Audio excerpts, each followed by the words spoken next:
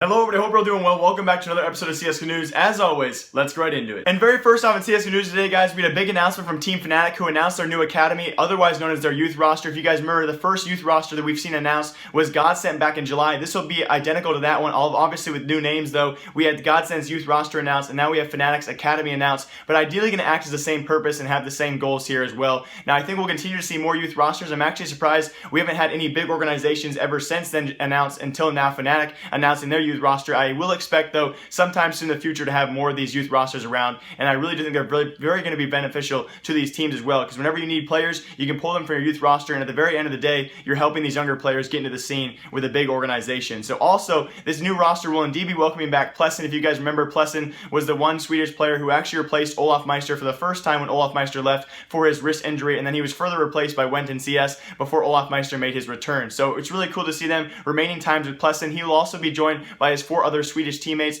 who have been known to play on the semi-professional level all across Europe, and they all have, different talents, and of course their roles will be listed on the screen as of right now. And curious enough, just like Godsent's original youth roster, Fnatic Academy will also only be participating in online tournaments for the time being. Their first online tournament, they'll be led by their coach Samuelson, and that will be the ECS Season 2 qualifier, so hopefully they'll be able to showcase their talent when that time comes. So congrats to Fnatic on their new roster. And speaking very shortly of the ECS Season 2 qualifiers, we also had Navi decline their invite to that yesterday, with their esports director further coming out and saying their workload was way too strenuous and the team was way too busy at the moment to actually participate in these qualifiers. Now, one of the reasons also being is this week, as of right now, they're also boot camping in Los Angeles with SK Gaming. So yes, all these teams are very busy. We're going to see a lot more declines probably from big teams, as we will in the next story. And just like Navi could not attend the ECS Season 2 qualifiers, we also in the Starlight Invitational coming up very soon, the next couple weeks here in early September, we have 2 new announcements coming from both Team Fnatic and Team Liquid, who will be unable to attend and compete in that actual event as well, and will be replaced by none other than Godsent and Hellraisers. Now, kind of a funny story here, as many of you guys know, these last couple weeks,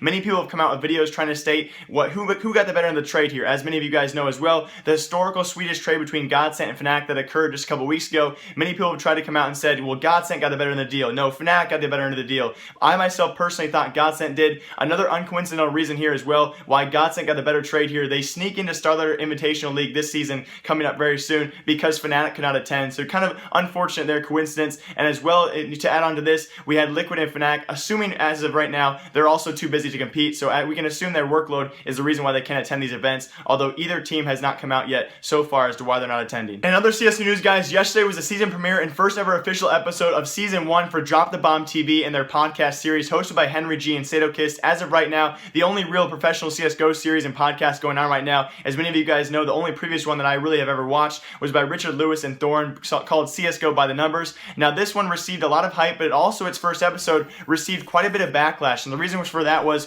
from the viewers especially. It revolved around the show's biggest and most obvious sponsor, and that's a vaping company by the name of Space Jam. Wow, when I first opened the podcast, and when anyone else did either, there were a lot of complaints about this. When you open the podcast up, right away the intro is an entire 60-second long vaping commercial, which is completely fine with me. I really don't judge that. I don't think vaping is necessarily bad for you. I really don't care if you do it or not, but in this kind of professional scene, it really does affect what people actually watch and what they take away from this. Now, these guys needed to make their income. I understand that. These guys have to be paid. They're doing work. They're putting a lot of time and effort to that, and I understand that. They need sponsors. Now, why they chose the vaping sponsor is very curious to me, so I did have to check it out, and I even clicked right on the video, and I had to check, am I on the CSGO podcast? Because the first 60 seconds was all vaping. But even more importantly, a lot of people were more upset by the unprofessionality by Henry G. Not so much Sadokist here. Now, it is kind of weird to see these guys in an unprofessional setting. We take these guys in a high light because they're analysts, they're commentators, they're always on the desk. Several different tournaments we've seen both these guys, and they're always in their professional attire. They're all serious, and they have high quality performances when they're on these these big platforms. And all of a sudden,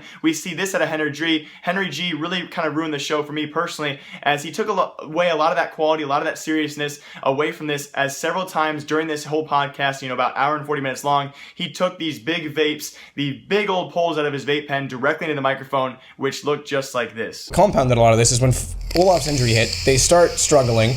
You mentioned it, they don't have the tactical fallback that they used to have inside. I mean, it's still a great show though. I still watched it, did not stop me. The vaping commercials didn't stop me. Henry G did not stop me. It was still a great show. You can't really find very many informative podcasts like this from 2 higher up guys who know obviously so much about the CSGO scene. They can pack a couple weeks worth of news all into a 2-hour podcast. Of course, I'm going to watch it. I still think there's a need for this in the community. So I think it's a great show, could definitely be improved upon, but still, if you guys want to check that out, feel free to. And today's big story, guys, revolves around a CSGO YouTuber I'm sure many of you guys have heard of or watched before, and that is Nick Bunyun, who yesterday started started a petition directly to Valve, also uploaded a video about this on YouTube, and this petition was actually directly to Valve and Gabe Newell, and it's only a 6 or 7 minute video. I recommend you guys go check it out, asking for changes to be made to the game. Now, those changes he focused on severely here were both hit registry and server tick, as well as the big issue with Valve's anti-cheat system. Now, in this short video, Bunyun goes on to further show multiple cases and multiple proofs where both hit registry and cheaters have been an extreme issue with him personally, and they were very, very convincing to watch. Now, many of you guys know I'm not very good at CS. I know it's not really a secret to all of you guys, so things like, hit registry or server tick are things that rarely get me upset, so that's not really the focus on me as of right now. But I do agree with this whole thing with the cheaters. They've been a big issue throughout my CS career, if you guys want to call it a career, throughout all the lower ranks that I've been a part of, ever since Silver 1 all the way up to Master Guardian 1, yes, MG1, that's as high as I've ever been, and now back down to Gold Nova 1. I know it's going to be a funny joke for all of you guys, but seriously, throughout the Silver 1 all the way to MG1 and back, I've experienced several accounts of cheating, both on my team and as well as on the enemy team, and it seems that anyone nowadays can get a hold of this software and face zero to maybe some repercussions for this, especially when you go outside of matchmaking. I know it doesn't affect many people as well. When you go to casual or deathmatch, you see even more cheaters, and even times where I had friends of my own say, hey Jake, by the way, I know how to cheat, you can do it, there's really no repercussions. If you cheat outside of matchmaking, Jake, you're never going to get caught. And that kind of thing just really kind of got under my skin, and so I recommend right now, guys, the petition is linked down below. If you sign this, there's no guarantee obviously that Valve and Gabe are going to read this, but obviously also the hype around this, almost has 40,000 signatures as of right now. We can be sure that Valve and Gabe will be reviewing this. It's been a constant, issue as of right now in the past, especially the past few weeks, where the community has said things to Valve to fix, and they never fix it. They go ahead and they fix something completely different that doesn't need to be fixed, such as updating gun sounds. So it's a big priority right now. Hope you guys all go sign the petition. It's something we all have problems with, and we all continue to have problems with unless we fix it right now. So shout out to Nick Bunyun. Thank you for starting this, and I'm going to push it further. Go ahead and sign it, guys, down below. As always, guys, that's going to do it for this episode of CSGO News. Hope you guys all enjoyed. Thank you all so much for the great support this last week or so. I hopefully see you all tomorrow or the next day after that for CSGO News. As always, live, love, laugh a lot. Remember, I like you. I'll see y'all next time. Remember, I like you.